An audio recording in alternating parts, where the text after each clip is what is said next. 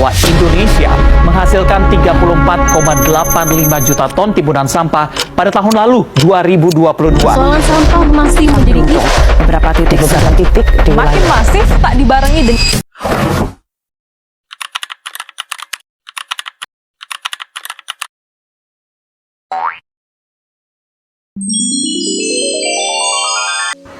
Jadi teman-teman, kita semua pasti sudah tahu bahwa sampah plastik itu udah jadi masalah global yang makin hari makin gila skalanya.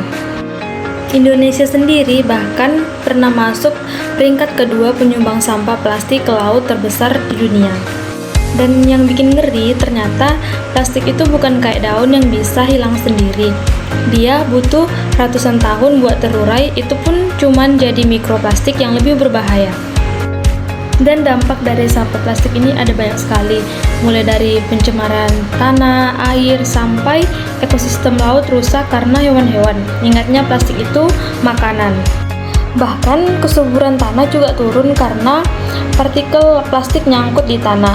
Jadi kalau kita mikir, plastik cuma sampah kecil, sebenarnya efek jangka panjangnya bisa ngerusak generasi setelah kita, dan itu udah terbukti lewat banyak jurnal dan riset. Nah, makanya teman-teman, sekarang lagi booming solusi yang lebih ramah lingkungan, yaitu bioplastik. Jadi bioplastik itu plastik alternatif yang dibuat dari bahan alami, misalnya pati singkong, pati jagung, rumput laut, atau bahan organik lainnya. Kelebihan utamanya lebih cepat terurai, nggak ninggalin mikroplastik, dan produksinya cenderung lebih ramah lingkungan. Terus, apakah bioplastik ini sudah dipakai di Indonesia? Jawabannya iya, sudah banyak. Contohnya sedotan bioplastik, kantong belanja dari pati singkong, bahkan beberapa UMKM dan startup udah mulai ngembangin packaging makanan berbasis bioplastik. Tapi bioplastik juga nggak selamanya sempurna ya, dia itu juga punya kelemahan, seperti kayak harganya itu masih lebih mahal, daya tahannya lebih rendah dibandingkan plastik konvensional, dan produksinya butuh teknologi tertentu. Tapi tetap ini langkah maju buat nyelamatin bumi. Dan pada akhirnya, secanggih apapun gak bakal ada artinya kalau kita sendiri gak punya sikap peduli lingkungan, karena perubahan terbesar itu dimulai dari kebiasaan-kebiasaan kecil kita. Sikap yang bisa kita terapin sehari-hari itu, misalnya yang pertama itu gak buang sampah sembarangan, bahkan sampah kecil seperti plastik permen. Yang kedua, kita bisa pakai tumbler dan tas belanjaan sendiri, biar nggak nambah plastik sekali pakai.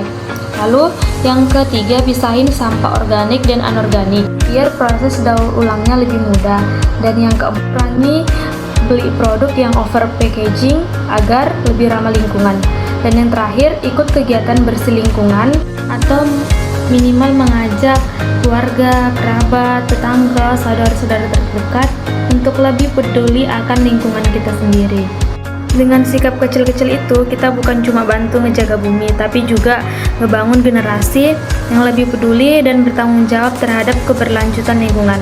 Karena itu, bumi ini bukan warisan dari orang tua kita, tetapi titipan buat anak cucu kita nanti. Make a better place for you and for me.